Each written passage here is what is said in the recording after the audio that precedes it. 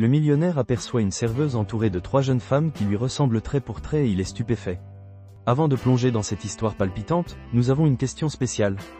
Dites-nous, de quelle ville regardez-vous? Nous voulons savoir où nos reportages voyagent. Sommes-nous déjà arrivés dans votre ville? Profitez de l'histoire. La chaleur étouffante de fin d'après-midi s'abattait sans pitié sur Florence. Les terrasses des cafés étaient bondées, les touristes, cartes en main, transpiraient à grosses gouttes, et la circulation des motos était, comme toujours, un véritable chaos. Leonardo Montenegro sortit de sa voiture, le visage crispé. Il portait un costume gris foncé impeccable, fraîchement repassé. Il avait rendez-vous à 17h, mais la faim et la fatigue avaient chamboulé ses plans. Ici, il n'y a ni air ni dignité, grommela-t-il en descendant du véhicule. Il ôta sa veste et la posa sur son bras. Il regarda autour de lui. Il se trouvait dans le quartier de San Frediano, un quartier où il ne s'arrêtait généralement pas. Le restaurant qu'il avait en tête était à 3 rues de là, mais l'arôme qui émanait d'un petit établissement voisin l'attira. Il s'appelait la Trattoria Dolce Vita. Façade modeste, nappe à carreaux rouges et blancs. Une vieille chanson italienne résonnait à l'intérieur. Il entra. Presque toutes les tables étaient occupées. Un groupe d'étudiants, un couple de personnes âgées et, à l'arrière-plan, une femme débarrassait rapidement les assiettes, évitant les clients, les plateaux et un patron grognon qui semblait plus préoccupé par ses finances que par son personnel. Leonardo était assis à une table près de la fenêtre. Lorsqu'il leva les yeux vers la serveuse, son cœur s'arrêta. Elle, avec sa tresse brune, son allure droite et ses taches de rousseur. Bien que plus mince et le visage plus fatigué, il la reconnut instantanément, Clara. Et elle n'était pas seule. À une table voisine, 3 fillettes jouaient avec des serviettes pliées en forme de fleurs. Elles devaient avoir environ 6 ans, mais ce n'était pas le plus choquant. Toutes 3 avaient les mêmes yeux bleus que lui, la même façon de froncer les sourcils, la même expression concentrée lorsqu'elles pliaient les serviettes. Elles étaient ses copies conformes. Leonardo resta immobile. Sa tête se mit à tourner. Il se sentait ridicule dans son propre corps. La serveuse leva les yeux. Leurs regards se croisèrent. Elle pâlit. Il se leva, mais elle se retourna aussitôt et disparut derrière une porte donnant sur la cuisine. Leonardo s'approcha de la table des filles. Il ne savait pas pourquoi, il se sentait simplement irrésistiblement attiré. « Bonjour » dit-il d'une voix tremblante. Toutes 3 le regardèrent en même temps. « Qui es-tu » demanda celle en robe rose. « Tu nous connais » ajouta une autre, méfiante. Il allait répondre, mais à ce moment-là, Clara sortit de la cuisine et l'interrompit. « Ne les dérange pas, Leonardo » balbutia-t-il. « Quoi? Que se passe-t-il » ? « Non, pas ici. Pas maintenant, répondit-elle d'une voix basse mais ferme. Elles sont à moi. Fais comme d'habitude, dit-elle sans le regarder. Retourne dans ton monde, Leonardo. Celui-ci ne t'appartient pas. Avant qu'elle puisse répondre, le propriétaire apparut, toujours aussi désagréable. Clara, voyons, je ne te paye pas pour parler aux clients. J'arrive, dit Clara entre ses dents serrées. Et vous, monsieur en costume, qu'est-ce que vous regardez? La nourriture ou la serveuse? Leonardo le fixa froidement. J'attends d'être servi, même si vous n'avez pas l'air de vous soucier beaucoup de la clientèle. Ici, on sert à manger, pas à rêver. Si vous cherchez autre chose, traversez la rue, dit le propriétaire avec sarcasme. Une des filles l'entendit et fronça les sourcils. Ne parlez pas comme ça à ma mère. Clara s'agenouilla pour la calmer. Leonardo, de son côté, prit sa veste. À quelle heure partez-vous? Demanda-t-il sèchement. Clara se redressa, les yeux brillants. Je ne veux pas vous voir, s'il vous plaît. 5 minutes. Dites-moi où et quand. Elle hésita. Puis elle désigna d'un signe de tête un banc devant le restaurant. Dans une demi-heure, dehors. Mais si vous ne me voyez pas sortir, ne me suivez pas. Compris? Leonardo hocha la tête, retourna à sa table, ne commanda rien, ne toucha pas à son téléphone, ne pensa ni à sa réunion, ni à ses restaurants, ni à son emploi du temps. Une seule image lui revenait en mémoire comme un écho. 3 filles avec les mêmes yeux que lui. Son esprit était en ébullition. Une demi-heure plus tard, il quitta l'établissement. Clara était déjà assise sur un banc, une bouteille d'eau à la main. « Parle » dit-elle sèchement. « Ce sont les miennes » ?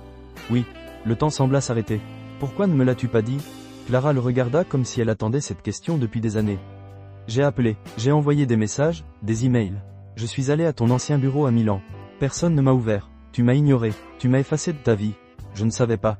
Et tu crois ça » Il baissa les yeux. « Je pensais que tu avais refait ta vie. C'est vrai, mais pas seul. Pourquoi n'es-tu jamais venu me chercher ?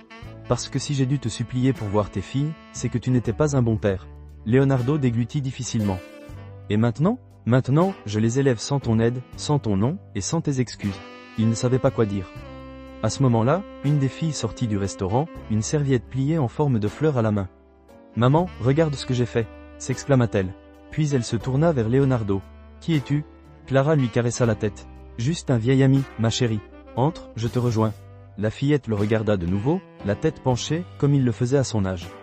Lorsqu'elle rentra, Leonardo murmura, « Je veux les voir. Je veux savoir qui ils sont. » Clara le fixa longuement. Finalement, elle écrivit quelque chose sur un morceau de papier déchiré. « Demain, 16h, au parc d'El Cassine. Si tu es en retard, tu ne nous trouveras pas. » Elle lui tendit le papier et partit. Leonardo resta là, le papier tremblant entre ses doigts. Le soleil se couchait sur Florence, mais il ne sentait ni la chaleur, ni le temps qui passait, ni rien d'autre, seulement l'écho d'une vérité qu'il n'aurait jamais imaginé affronter. Le lendemain, Leonardo arriva au parc des Cassines une demi-heure en avance. Il marcha le long des allées bordées d'arbres, les mains dans les poches et le regard absent. Il n'avait jamais rien ressenti de tel, de l'anxiété, de la culpabilité et une sorte d'espoir dont il n'était pas sûr qu'ils lui appartiennent. À 16 heures précises, il les aperçut au loin. Clara était assise sur un banc en bois, un carnet à la main. Les filles jouaient non loin de là, courant entre les arbres, lançant des feuilles en l'air. Le contraste le frappa profondément. Elle vivait sans savoir qu'il existait, et pourtant, sa présence transparaissait dans chaque trait de leur visage. Il s'approcha prudemment. « Tu arrives juste à temps, » dit Clara sans lever les yeux. « Je n'ai pas dormi, c'est normal. Je peux regarder ? Ne me dérange pas. » Il hocha la tête. Sofia, celle en robe bleue, dessinait des formes avec une brindille dans la terre. Lara, celle en jaune, ramassait de grandes feuilles comme s'il s'agissait de trésors. Béatrice, celle en rose, tournait en rond en inventant une chanson. Leonardo les observait en silence. Elle ne comprenait pas comment elle avait pu vivre sans les connaître, sans même se douter de rien. « Elles vont bien ? » demanda-t-elle. Clara ferma son carnet. « Elles sont en bonne santé. Béatrice est allergique à la poussière. Lara porte des lunettes pour lire. Sofia est plutôt discrète, mais pas timide. Elle choisit simplement qu'en parler. Elle porte ton nom de famille ? Bien sûr. Je n'allais pas leur donner le nom de quelqu'un d'autre. » Il s'assit à côté d'elle. « Je veux faire un test ADN. Non pas que j'en doute, mais parce que j'ai besoin de voir de mes propres yeux et que je veux faire les choses dans les règles, légalement. » Clara finit par le regarder. « D'accord, mais ne t'attends pas à ce que ça change quoi que ce soit. Ça ne leur apportera rien. Tu ne vas pas débarquer comme ça et faire comme si tout appartenait. Je ne veux pas me disputer avec toi. Moi non plus, mais je ne suis pas venu ici pour toi, je suis venu pour eux. Si jamais tu restes, ce sera à mes conditions. » Leonardo baissa la tête, acquiesçant. Les filles s'approchèrent en le voyant assis là. « Encore toi ? » demanda Béatrice. « Oui, je suis Leonardo, » répondit-il. « C'est un ami de maman ? » « Oui, » répondit Clara à sa place. « Et maintenant, ça dépend, » dit Clara d'un ton ambigu. « Allez, les filles, on va manger une glace. Il peut venir ? » demanda Béatrice en le désignant. Clara hésita. Leonardo retint son souffle. « S'il veut, » dit-il finalement. Ils longèrent les allées du parc jusqu'à un petit glacier. Leonardo sortit instinctivement son portefeuille. « Je vous invite. » Clara le regarda avec ironie. « Tu es sûr de pouvoir te permettre 3 cornets ? Ça risque de me coûter cher, » répondit-il en forçant un sourire. Les filles choisirent leur parfum. Pendant qu'elles mangeaient, Béatrice s'approcha de lui, les lèvres tachées de chocolat. « Pourquoi tu nous fixes comme ça ?» Leonardo déglutit difficilement. « Parce que je vous ressemble beaucoup. Vous ne l'avez pas remarqué ?» Béatrice l'examina d'un œil mi-clos. « Oui, tu as des yeux étranges, comme les miens. » Lara s'approcha, méfiante. « Tu vas être notre nouveau professeur ou quelque chose comme ça, n'est-ce pas ? Quelque chose. » Sofia, quant à elle, resta silencieuse près de Clara, lui tenant la main. « Et vous, que faites-vous dans la vie ? » demanda Béatrice. « J'ai des restaurants, comme ce chariot, mais avec des chaises et des assiettes. Et vous cuisinez ? » « Non, pas très bien, admit-elle. »« Alors ce n'est pas juste que vous ayez des restaurants. » Clara laissa échapper un petit rire. Leonardo la regarda, surpris. C'était la première fois qu'il l'entendait rire depuis leur retrouvaille. « Je te l'avais dit qu'il ne te lâcherait pas, » fit-elle remarquer. En fin d'après-midi, Leonardo les accompagna à l'arrêt de bus. « Tu aimerais les revoir ?» demanda Clara pendant qu'ils attendaient. « Beaucoup. Tu feras le test ADN et ensuite on en reparlera, mais ne promets rien que tu ne pourras pas tenir. Ne les induis pas en erreur, compris ? Oui. Et sois à l'heure. La prochaine fois, il n'y aura pas de seconde chance. » Le bus arriva. Les filles montèrent. Clara s'attarda un instant de plus sur le trottoir. Elles s'appellent Béatrice, Lara et Sofia. Toutes les 3 sont nées un lundi. « Tu ne me l'as jamais demandé. Je suis désolé, » murmura Leonardo. Elle monta dans le bus et disparut derrière les vitres embuées par la brume du soir. Leonardo resta là, seul, comme si le parc entier s'était vidé avec eux. Ce soir-là, il n'est allé ni au bureau ni chez lui. Il s'est rendu directement dans une clinique privée et a demandé un rendez-vous urgent pour un test ADN. Il a appelé un avocat. Il a demandé conseil, non par intérêt personnel, mais parce que, pour la première fois de sa vie, il sentait qu'une situation importante lui échappait et qu'il ne pouvait pas se permettre de tout gâcher. 3 jours plus tard, il reçut le résultat. 99,99%. Compatibilité paternelle. Triplé. Béatrice, Lara et Sofia Mendes. Fille biologique de Leonardo Montenegro. Le document lui glissa des mains. Assis sur le canapé, il fixait le plafond. Pour la première fois depuis des années, il ne savait plus si sa vie commençait ou s'achevait, et pour la première fois, cela lui importait peu. Une semaine plus tard, Clara accepta que Leonardo passe l'après-midi avec eux. Elle fut claire dès le départ, pas de longue sortie ni quoi que ce soit sans son autorisation, mais elle accepta qu'il les emmène au centre commercial, histoire de tester leur cohabitation. Une demi-heure maximum au magasin de jouets. Ensuite, un goûter et retour à la maison, prévint-elle tandis qu'il montait dans le tram. Compris, sergent, plaisanta-t-il. Je ne suis pas votre allié, je suis leur mère. Il acquiesça sans discuter. Les filles étaient surexcitées. C'était la première fois qu'elles sortaient avec Leonardo sans avoir l'impression d'être obligées. Béatrice lui tenait la main sans demander la permission. Lara lui parlait des animaux marins.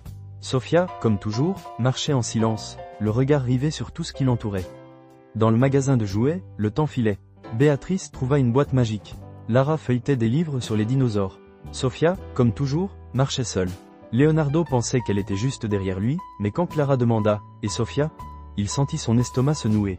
« Elle doit être dans le coin », dit-il, sans conviction. Ils se mirent à la chercher. D'abord calmement, puis plus vite, puis désespérément. Clara cria son nom. Leonardo parcourut les rayons en courant, vérifia les toilettes, l'aire de restauration, les escaliers, jusqu'à ce qu'il la voie. Sofia était assise par terre dans une petite librairie, feuilletant un livre sur les animaux. Elle était parfaitement calme. Il s'agenouilla devant elle. « Sofia, tu nous as fait trop peur, » dit-il, la voix étranglée par l'émotion. Elle le regarda naturellement. « Je ne me suis pas perdu, je suis juste venu voir ça. » Leonardo sentit ses jambes trembler. Il ne savait pas s'il devait rire, pleurer ou la serrer dans ses bras. « Tiens-moi toujours au courant. »« Oui, je ne veux jamais te perdre. » Sofia hocha la tête et, à la surprise de Clara, le serra contre elle. « Ne t'en va pas non plus, d'accord ?» C'était la première fois qu'elle l'appelait sans crainte.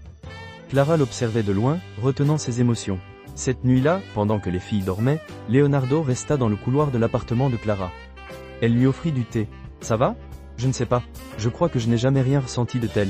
Bienvenue dans le monde de la paternité. » Ils s'assirent dans la petite cuisine. « On m'a proposé un poste à Sienne, » dit Clara sans embâche. Un poste administratif dans une clinique pédiatrique, un salaire correct, des horaires fixes, de la stabilité. Leonardo ne répondit pas tout de suite. « Et tu comptes accepter ? Je ne sais pas. Il faudrait que je déménage, que je change d'école, de médecin, que je prenne de nouvelles habitudes. Et si tu n'étais pas seul ?» Clara le regarda. « Sérieusement ? Je ne sais pas où nous en sommes maintenant, mais je sais ce que je veux être pour elle. Je ne veux plus rien rater. Et ton entreprise, tes restaurants, ils peuvent fonctionner sans moi certains jours. » Certains jours.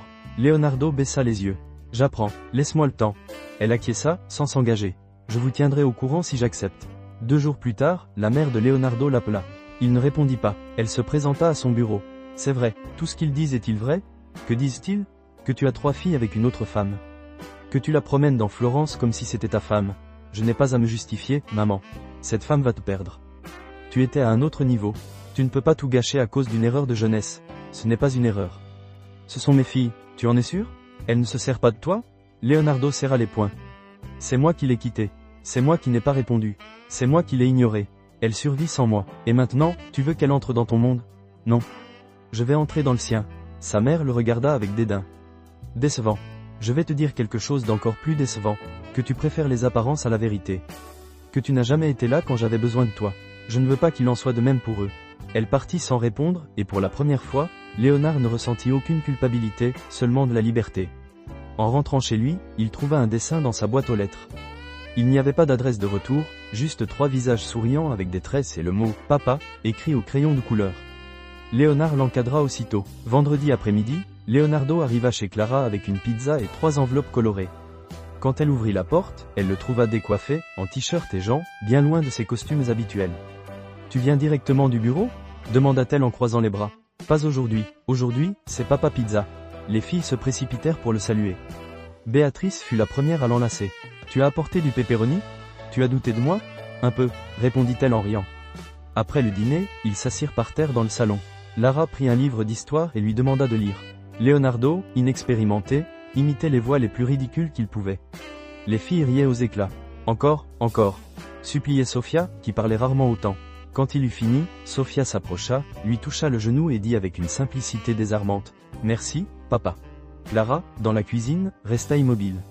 Leonardo aussi. « Qu'est-ce que tu as dit ? » ?»« Merci, papa. Tu as très bien lu. » Il sentit une boule dans sa gorge. Il ne savait pas s'il devait sourire ou pleurer. Finalement, il dit simplement « De rien, Sophie. » Clara l'observait de loin. Il y avait dans son regard quelque chose qui n'était plus de la colère. C'était autre chose, peut-être la peur de croire à nouveau. Une semaine plus tard, Lara avait une représentation scolaire. C'était sa première pièce de théâtre. Leonardo le savait, il l'avait noté, il avait promis d'être là. Mais ce même jour, un groupe d'investisseurs japonais arriva à l'improviste pour finaliser un accord dans son restaurant de la Piazza della Repubblica. Son associé l'appela 3 fois. Au 3e appel, Leonardo répondit « Ils sont là. Si tu ne viens pas, ils repartiront. » Leonardo regarda sa montre. 17h15. La pièce commençait à 17h30. Il courut, essayant de gagner du temps, mais arriva à l'école alors que tout le monde était parti, sauf Clara, les bras croisés, l'air absent. « Je suis désolé, ne me dis pas ça, dit-elle. Dit-il à Lara. Sur la banquette arrière, la fillette le fixa sans expression. « J'avais de la peinture papillon sur le visage, murmura-t-elle. Mais je l'ai enlevée maintenant. » Leonardo ne sut que dire. Il la porta dans ses bras jusqu'à chez elle. En chemin, elle n'a pas dit un seul mot. 3 jours passèrent sans que Clara ne réponde à ses messages. Le matin du 4e jour, il se rendit à l'appartement et sonna à la porte. Personne ne répondit. Il attendit. Quelques minutes plus tard, Béatrice descendit les escaliers en courant, pieds nus. « Papa, maman s'est endormie sur le canapé et ne veut pas se lever. Elle a de la fièvre. » Leonardo monta sans demander la permission. Clara était allongée, pâle, les yeux mi-clos. « Je vais bien, murmura-t-elle. Juste fatiguée. Tu as de la fièvre. Les filles m'ont dit que tu n'as pas mangé depuis 2 jours. Je n'ai personne pour me remplacer. Tu m'as, dit-il fermement. Je m'occuperai de tout. Clara essaya de protester, mais elle n'en avait plus la force. Ce soir-là, Leonardo resta à l'appartement. Il prépara la soupe, fit la vaisselle, mit les filles en pyjama, leur raconta des histoires, les borda, les embrassa sur le front et leur caressa les cheveux jusqu'à ce qu'elles s'endorment. À son retour au salon, Clara était éveillée sur le canapé.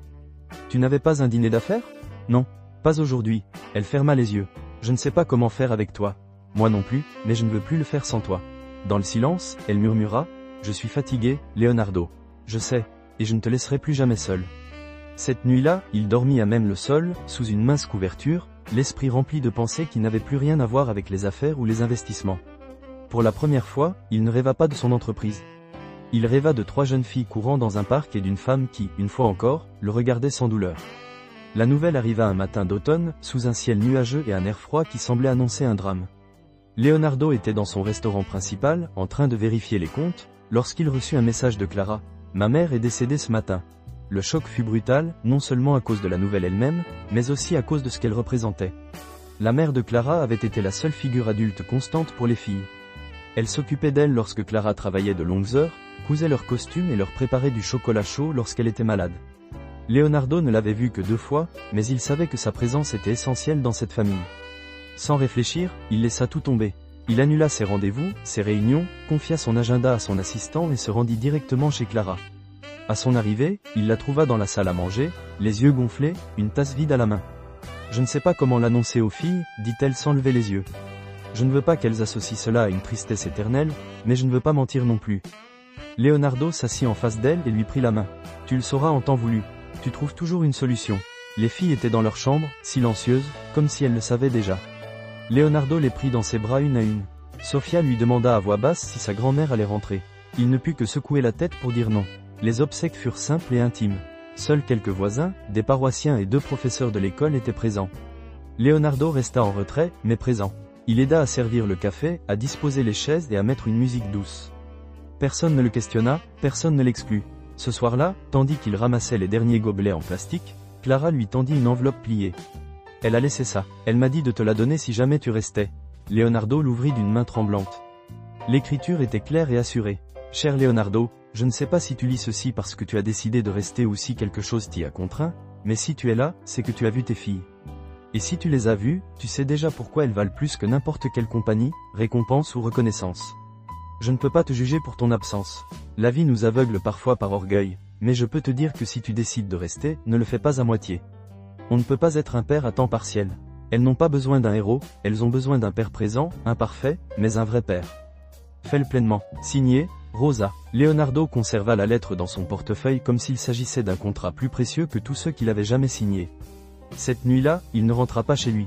Il resta sur le canapé de Clara, sous une fine couverture, bercé par les doux ronflements de Béatrice. À l'aube, il prit une décision qu'il mûrissait depuis des jours. La semaine suivante, au siège de son entreprise, Leonardo réunit le conseil d'administration. Son principal associé, Matthäus, le regarda d'un air soupçonneux, assis en bout de table.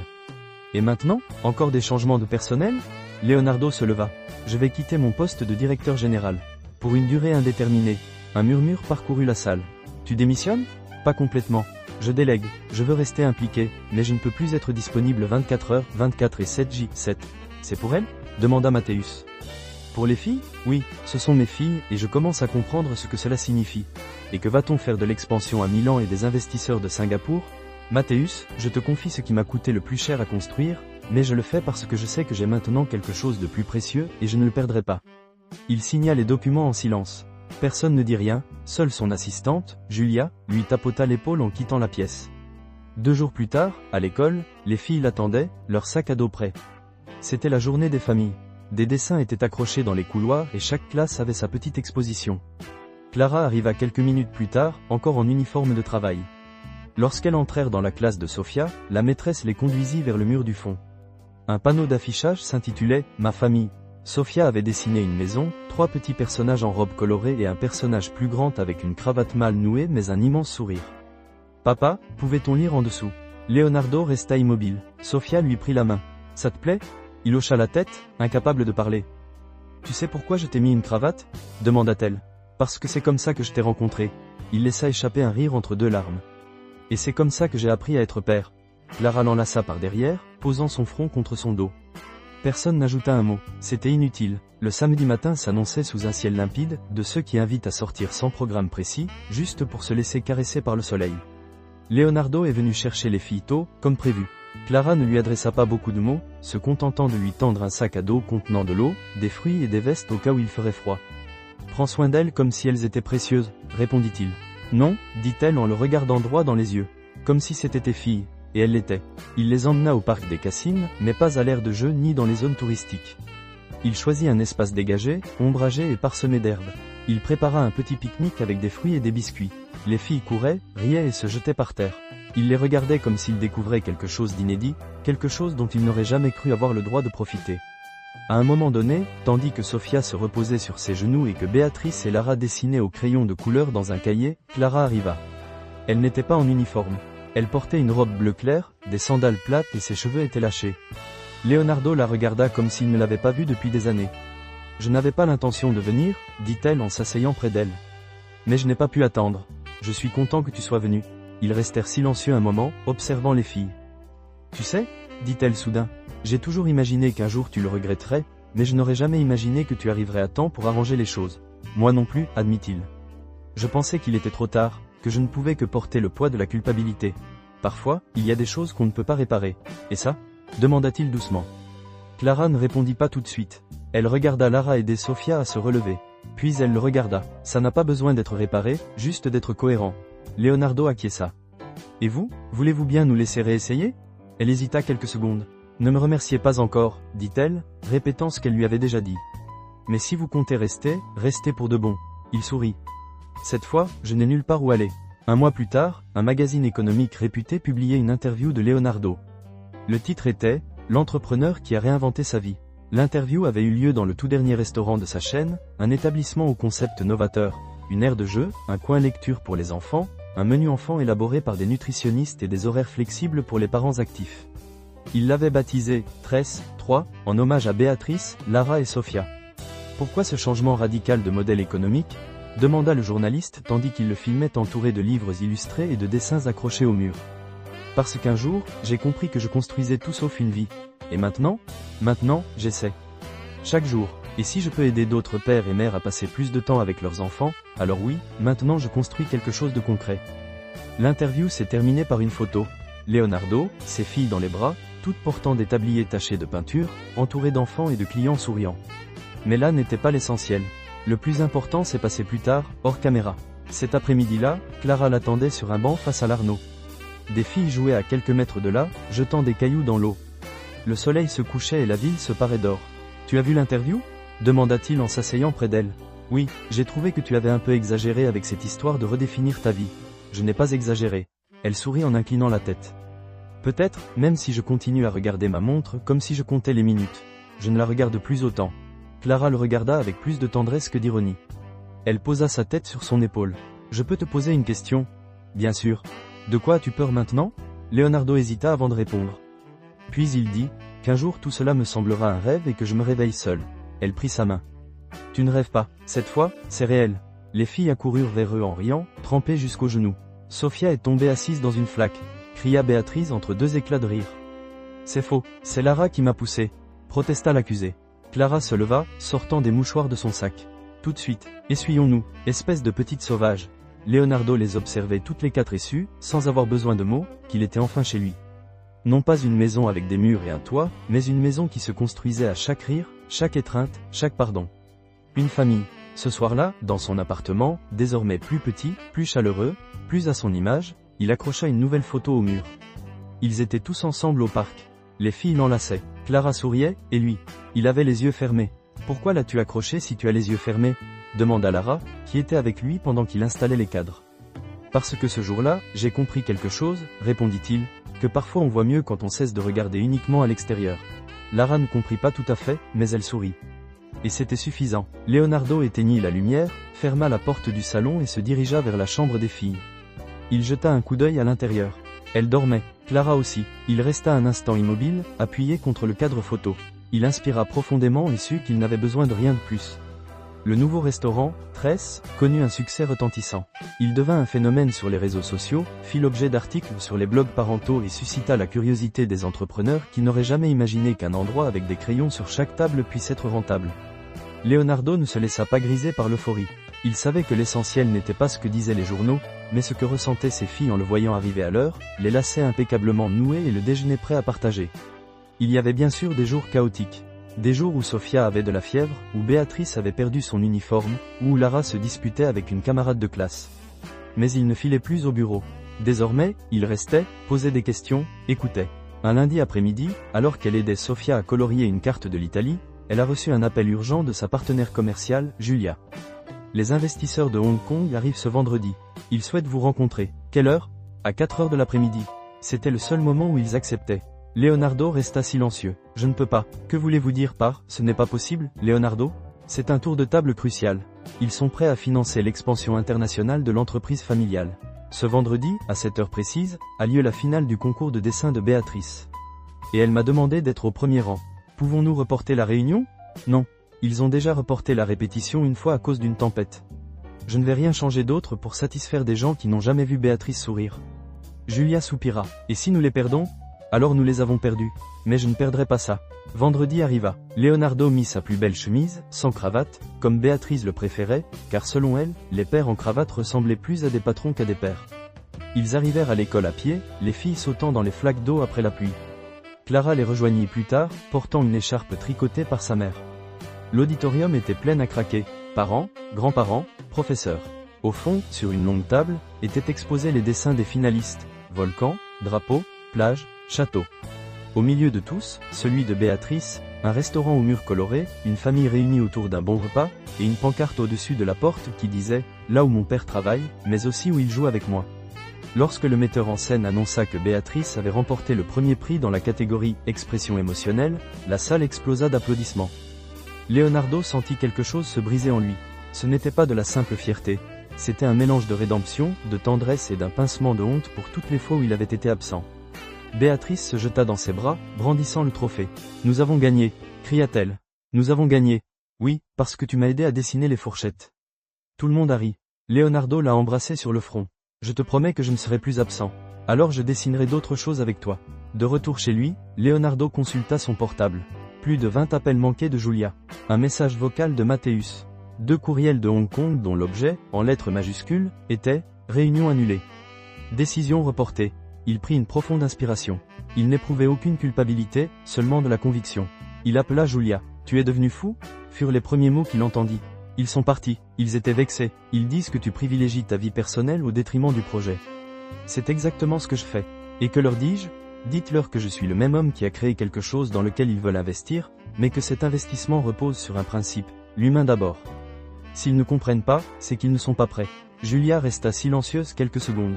Vous savez, quand vous m'avez embauché il y a 7 ans, j'avais une petite fille et j'ai menti sur son âge pour que les gens ne pensent pas que je manquerais des réunions à cause de l'école. Je sais, je l'ai toujours su, et tu n'as jamais rien dit, parce que nous méritons tous d'être en paix avec nos priorités. Julia rit doucement de l'autre côté. Tu es différent, Leonardo. Je l'espère. Le monde a besoin de beaucoup d'autres initiatives comme celle-ci. Ce soir-là, après avoir mangé une pizza maison et aidé les filles à prendre leur bain, Leonardo et Clara s'assirent sur le petit balcon de leur appartement. L'air embaumait le basilic et l'asphalte humide. Tu as raté une affaire importante aujourd'hui, n'est-ce pas? Demanda-t-elle. Oui. Le regrettez-vous? Leonardo la regarda. Regrettes-tu de m'avoir quitté? Ce n'était pas la seule chose que je pouvais faire. Ça faisait mal, ce n'était pas juste. Aujourd'hui, j'ai appris que parfois, perdre est ce qui nous sauve. Elle posa sa tête sur son épaule. Et qu'est-ce qu'on va faire de tout ça? Continuer, jour après jour, pas à pas, sans cravate, si possible. Clara rit, et à cet instant, le monde sembla juste, même s'il n'était pas parfait. Car parfois, la justice n'est pas un verdict. C'est une fille qui brandit un trophée en carton et qui dit « On a gagné ». Et cela, pour Leonardo, suffisait. 3 mois plus tard, le restaurant « Tresse » continuait de prospérer. Mais ce qui surprenait le plus Leonardo, c'était que les gens y allaient non seulement pour la nourriture, mais aussi pour l'ambiance, les rires des enfants, les fresques murales dessinées par les enfants des employés et le coin-jeu où les serveurs aidaient à construire des tours de blocs entre les plats servis. Chaque vendredi, Leonardo organisait une soirée en famille, sur la terrasse.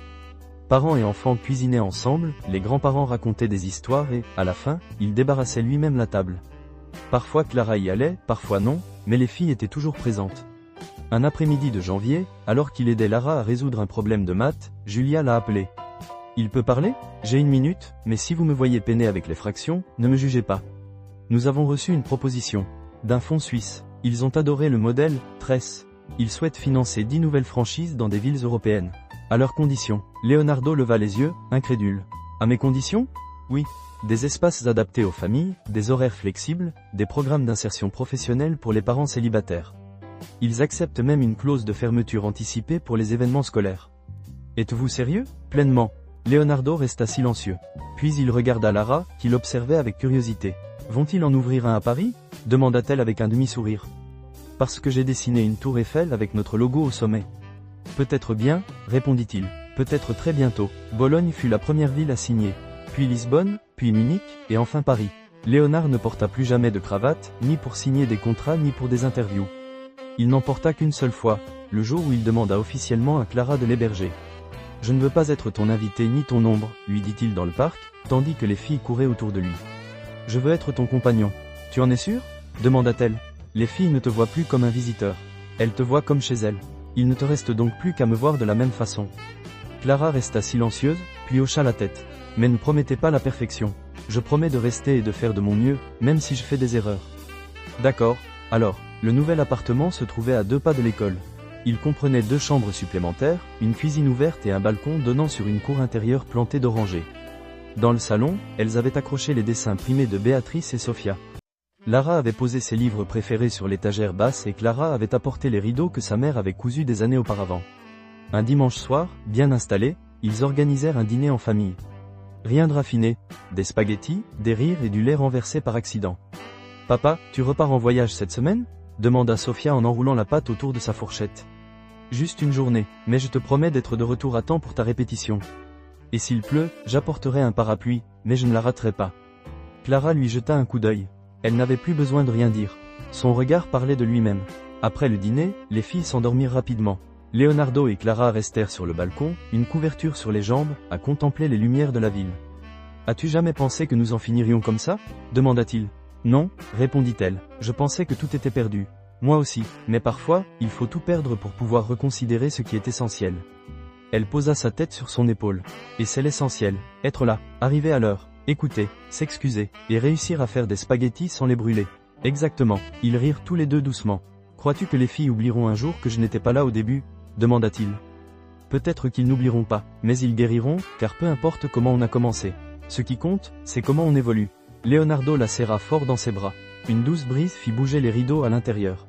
Ce soir-là, avant de s'endormir, il écrivit quelque chose dans le carnet qu'il tenait depuis le jour où il avait su qu'il allait être père. « Je n'ai signé aucun contrat aujourd'hui. Je n'ai assisté à aucune réunion. Je n'ai conclu aucune affaire. Mais j'étais le premier à la répétition. Sophia m'a regardé depuis la scène et m'a souri. Ce sourire vaut plus que n'importe quel solde bancaire. Aujourd'hui, j'ai encore gagné. Mais pas dans le monde des affaires. J'ai gagné à la maison. » Un jour comme les autres, le magazine qu'il avait interviewé quelques mois auparavant publiait une mise à jour. Le modèle Sri arrive en Amérique latine. On compte déjà plus de 20 franchises actives et opérationnelles, ayant un impact social et familial. Sur la dernière photo, Leonardo apparaissait avec ses 3 filles, Clara, et une fresque murale en arrière-plan où l'on pouvait lire « Le succès ne consiste pas à atteindre le sommet, mais à arriver à l'heure ». Cette nuit-là, tandis que les filles dormaient et que la ville sombrait dans le silence, Leonardo sortit sur le balcon et contempla le ciel étoilé. Clara le rejoignit quelques minutes plus tard, une tasse de thé à la main. « À quoi penses-tu ? J'ai passé des années à chercher quelque chose, sans savoir que je l'avais déjà. Il me suffisait de m'immobiliser, d'observer attentivement et de ne pas fuir. Et maintenant je ne fuis plus. Je marche avec eux, j'y arrive. » Ils entrelacèrent leurs mains et, à cet instant, sous le même ciel qui les avait séparés, ils comprirent qu'ils étaient enfin au même endroit. Non par hasard, mais par choix. Et c'était tout pour eux. Clara resta silencieuse un instant, ses doigts entrelacés à ceux de Leonardo. Le poids de la journée semblait enfin s'être dissipé, ne laissant place qu'à la sérénité du crépuscule. « Te souviens-tu de cette soirée à la trattoria, Dolce Vita ?» demanda-t-elle, sa voix douce brisant le silence. « Quand tu es entré et que tu nous as vus pour la première fois ?» Leonardo ferma les yeux, le souvenir aussi vif que si c'était hier. Comment aurais-je pu oublier? C'était comme si le sol s'était dérobé sous mes pieds. 3 petites versions de moi, assises là, en train de plier des serviettes. J'ai failli m'évanouir quand nos regards se sont croisés, avoua Clara avec un sourire triste. J'ai passé des années à me préparer à cette éventualité, mais rien n'aurait pu me préparer à l'expression sur ton visage. J'aurais dû te contacter, murmura-t-il, la voix empreinte d'une émotion contenue. Après que tu as cessé d'essayer de me joindre, j'ai continué ma vie, me persuadant que tu étais passé à autre chose. Clara lui serra la main. J'ai failli me marier, tu sais ? 2 ans après ta disparition. Un homme bien, un professeur. Il aimait les filles comme si elles étaient ses propres filles. Que s'est-il passé ? Demanda Leonardo, surpris par une pointe de jalousie qu'il n'avait pas le droit de ressentir. Elles avaient environ 3 ans, se souvient Clara, le regard perdu au loin. Nous étions au parc, et Lara a pointé du doigt un homme en costume de l'autre côté de l'aire de jeu. Regarde, maman, a-t-elle dit, il a mes yeux. C'est là que j'ai compris que je ne pouvais pas aller jusqu'au mariage. Ce serait injuste pour tout le monde. Leonardo sentit une boule se former dans sa gorge. Clara, chut, l'interrompit-elle doucement. Il ne s'agit pas de blâmer qui que ce soit. Il s'agit de comprendre que certaines choses sont tout simplement destinées à être différentes. Elle se tourna vers lui, les yeux brillants dans la douce lumière du balcon. Tu as changé, Leonardo. L'homme qui est entré dans ce restaurant il y a quelques mois aurait pris un avion pour Hong Kong sans hésiter. L'homme qui est entré dans ce restaurant se mourait de solitude sans même s'en rendre compte, répondit-il avec une amère honnêteté. J'avais tout et pourtant, je ne possédais rien. À l'intérieur de l'appartement, une petite voix endormie les appela. Maman, papa, c'était Sophia, debout sur le seuil du balcon, se frottant les yeux, son ours en peluche suspendu solennellement à sa main. Qu'y a-t-il, ma chérie ? Demanda Clara en ouvrant les bras. J'ai fait un cauchemar, murmura la petite fille en se blottissant sur les genoux de sa mère. Leonardo les observait tous les deux, le cœur serré d'une façon inhabituelle. Quel était ce cauchemar, Sophie ? J'ai rêvé que tu étais repartie, murmura-t-elle en enfouissant son visage dans le cou de Clara. Et que cette fois, tu ne reviendrais pas. Leonardo s'agenouilla pour être à sa hauteur. Sophia, regarde-moi. Lorsque leurs regards se croisèrent, il poursuivit d'une voix grave et sérieuse. Je te le promets de tout mon cœur, je ne partirai nulle part. Il me faudra peut-être voyager parfois, mais je reviendrai toujours vers toi. Vers vous tous. Promis ? Demanda-t-elle d'une voix faible et vulnérable. Je le promets, dit-il, et pour la première fois, sa parole n'était plus chargée de la crainte de ne pas pouvoir la tenir, mais de la solidité de la vérité. Sophia tendit son petit doigt. Poussez ici ? Leonardo entrelaça son petit doigt au sien, ses yeux croisant ceux de Clara au-dessus de la tête de la jeune fille. Dans le regard de Clara, il lut non seulement du pardon, mais quelque chose de plus profond, l'acceptation que, malgré toutes ses erreurs passées, il devenait l'homme dont elle et ses filles avaient besoin. Nous allons te ramener au lit, dit doucement Clara en se levant avec Sophia sur la hanche. Tandis qu'il les regardait disparaître dans l'appartement, Leonardo sentit une détermination grandissante l'envahir. Ce n'était pas une seconde chance, c'était sa seule et unique chance de réparer ses erreurs. Il prit son téléphone et envoya un SMS à Julia. Acceptons l'offre suisse, mais à une condition supplémentaire.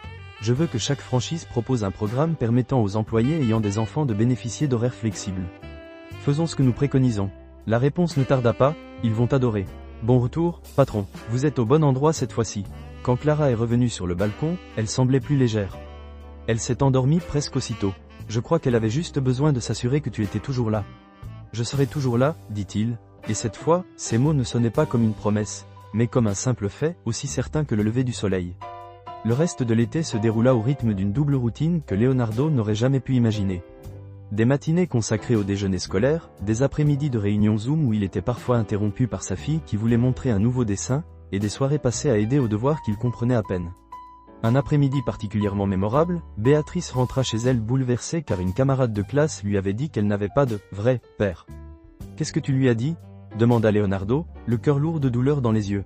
« J'ai dit que j'avais un père qui avait choisi de m'aimer, répondit-elle, le menton droit. Et c'est mieux que tout le reste. » C'est à ce moment précis que Léonard comprit pleinement, l'amour n'était pas une question de biologie ou d'obligation. C'était un choix, et il les choisirait, chaque jour, pour le restant de sa vie. Lorsque l'automne parait les arbres de Florence de teinte dorée et pourpre, quelque chose de fondamental avait changé dans leur relation. Léonard n'était plus un visiteur dans sa propre famille.